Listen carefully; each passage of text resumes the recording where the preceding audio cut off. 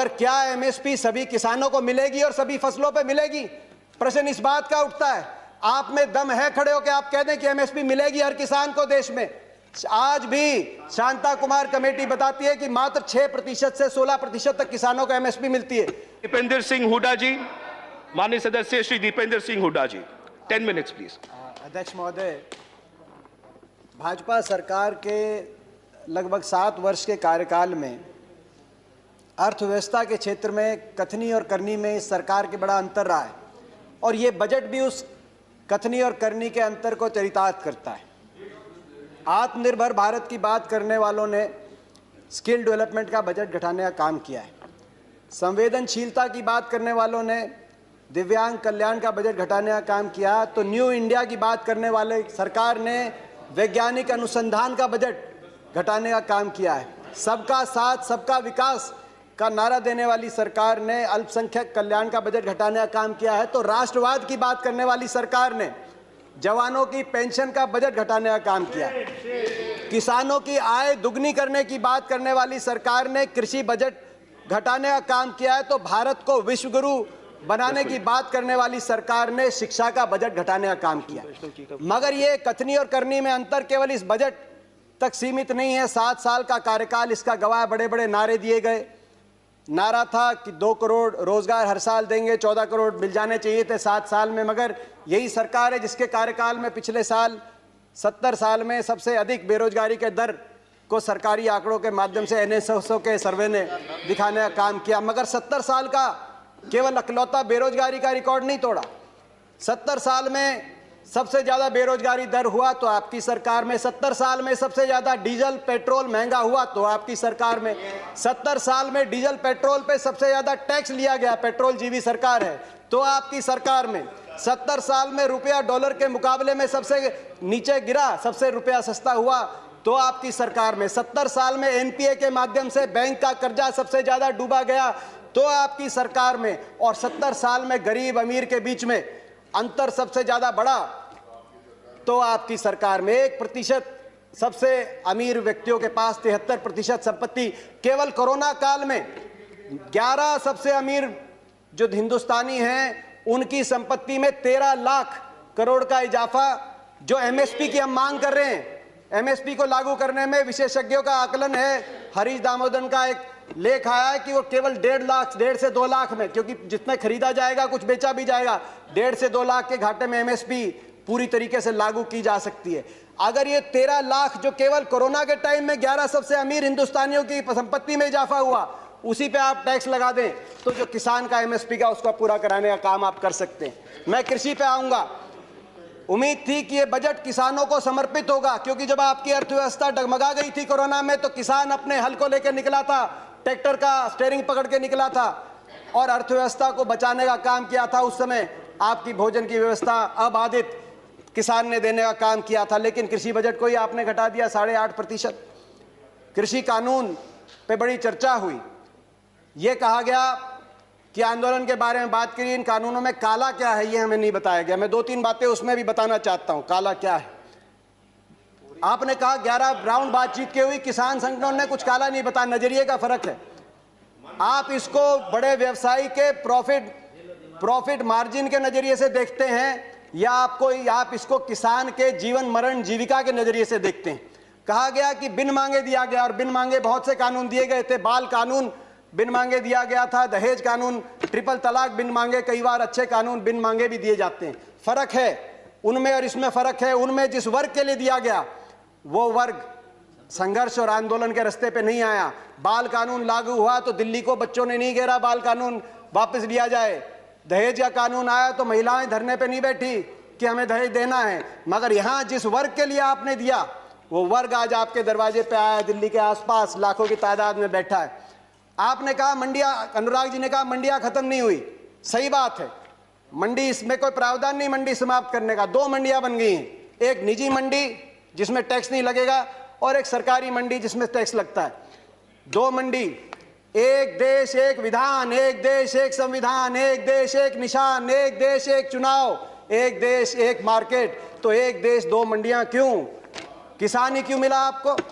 एक मंडी, और ये जो टैक्स आप कह रहे हैं टैक्स मुक्त कर दिया, टैक्स कौन देता है? खरीदार देता है इन मंडियों में टैक्स, किसान नहीं देता। पंजाब में 6.5%, हरियाणा में 4%, और सरकार को देता है। और हरियाणा पंजाब का आज ग्रामीण इंफ्रास्ट्रक्चर अच्छा क्यों है? हर गांव में अच्छी सड़कें क्यों हैं?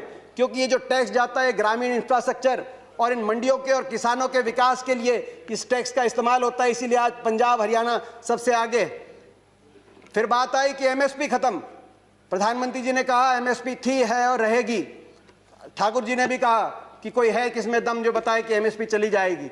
सही बात है, एमएसपी थी, है और रहेगी, मगर क्या एमएसपी सभी किसानों को मिलेगी और सभी फसलों पे मिलेगी? प्रश्न इस बात का उठता है। आप में दम है खड़े होकर आप कह दें कि एमएसपी मिलेगी हर किसान को देश में? आज भी शांता कुमार कमेटी बताती है कि मात्र 6% से 16% तक किसानों को एमएसपी मिलती है। बाकी देश में बहुत से ऐसे प्रदेश है जहां पे एमएसपी नहीं मिलती।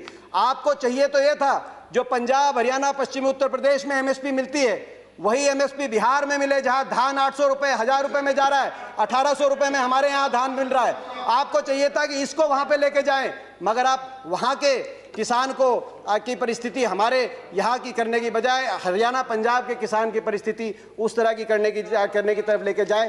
प्राइवेट की बात करी कि आप प्राइवेट का खिलाफत कर रहे हैं। प्राइवेट की खिलाफत नहीं कर रहे, प्राइवेट आए, मगर मंडी के अंदर आने से किसने रोका प्राइवेट को? प्राइवेट मंडी के अंदर आए और एमएसपी से ज्यादा में खरीदे। कह रहे हैं बाहर भाव ज्यादा मिलेगा, विकल्प होगा, बाहर ज्यादा मिलेगा, बाहर ज्यादा भाव मिलेगा प्राइवेट में। तो आपको यह कानून बनाने में क्यों आपत्ति है कि अगर एमएसपी से कम का कोई कॉन्ट्रैक्ट होगा तो वो कानूनी बाध्य, उस पर बाध्य होगा। हरियाणा के अंदर 2007 में हमने कॉन्ट्रैक्ट अमेंडमेंट लाए एपीएमसी के अंदर, निजी अलाउ किया निजी कंपनियों को, मगर साथ में कानून लिख दिया कि अगर कॉन्ट्रैक्ट एमएसपी से नीचे किया जाएगा तो गैर कानूनी होगा और कानूनी कार्रवाई होगी जो लोग इस तरह का कॉन्ट्रैक्ट करते हैं। आप कह रहे हैं ज्यादा मिलेगी तो आप कर दीजिए, ये कानूनी प्रावधान देने का आप काम करें। आपने कहा कि एक शरद पवार जी ने चिट्ठी लिखी थी, आपने कहा कि मुख्यमंत्रियों का समय हुड्डा कमेटी ने भी इसकी सिफारिश करी थी कि एपीएम सुधार हो, एपीएमसी एक्ट के अंदर बदलाव हो। मैं बताना चाहता हूं कि हुड्डा कमेटी ने, जिस कमेटी में प्रकाश सिंह बादल जी, ममता बनर्जी जी और नीतीश कुमार जी भी सदस्य थे, उस कमेटी ने क्या सुझाव दिया था इस पे?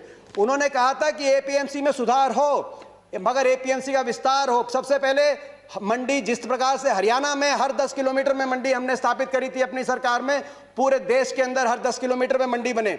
दूसरा, प्राइवेट अगर आए तो मंडियों के अंदर आए, एमएसपी से ज्यादा पे खरीदें, एमएसपी से कम पे खरीदते हैं तो कानूनी कार्रवाई हो, वो ऐसी खरीदारी अलाउ ना हो।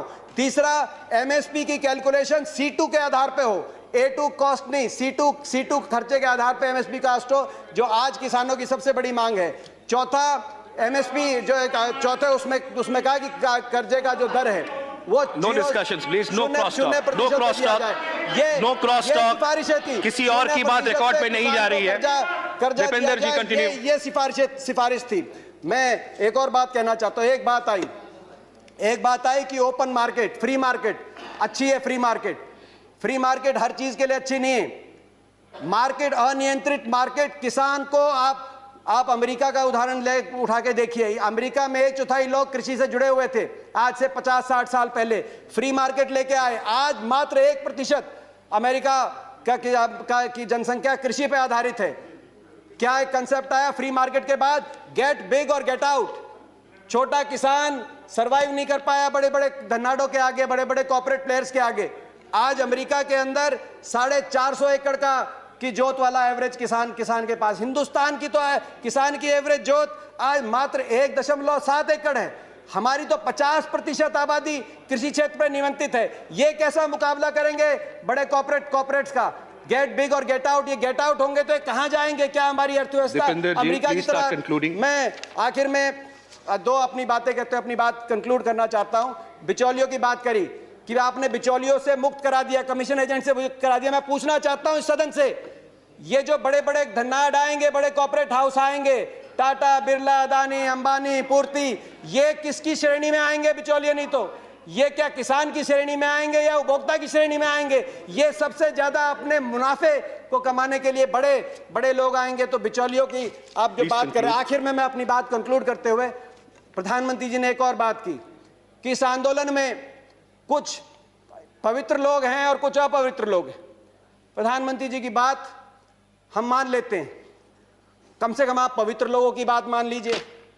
आंदोलन में जो पवित्र लोग हैं, अगर आंदोलनकारी पवित्र हैं, पवित्र भावना से अपने हक के लिए बैठे हैं, आप उनकी बात मांग लीजिए और इसकी शुरुआत आप दो कदम उठा के उसकी शुरुआत करिए। आप तुरंत, मैं मांग करता हूं, बातचीत के दरवाजे, क्योंकि आप भागे थे 11वें राउंड में बातचीत से, 12वीं बातचीत के दरवाजे खोलें। आपकी प्रजा है, अपनी प्रजा की बात मानने से आप छोटे नहीं होंगे, अपनी प्रजा की बात मानने से आपकी हार नहीं होगी। बातचीत के दरवाजे खोलते हुए, और दूसरा, जो 200 लोगों ने, 200 से ज्यादा किसानों ने अपनी जान कुर्बान करी है, उनके परिवारों के लिए आपके लिए सहानुभूति का एक शब्द नहीं निकला। कम से कम उनके परिवारों की मदद के लिए एक पैकेज की घोषणा करके विश्वास बनेगा। हम विश्वास बनाने वाले लोग हैं, विश्वास बनेगा। मैं हाथ जोड़ के आपसे प्रार्थना करता हूं, आपकी प्रजा, आपके लोग हैं, इनकी बात मानिए। आपका बहुत बहुत धन्यवाद। जय हिंद, जय जवान, जय किसान। नहीं, नॉट रिक्वायर्ड।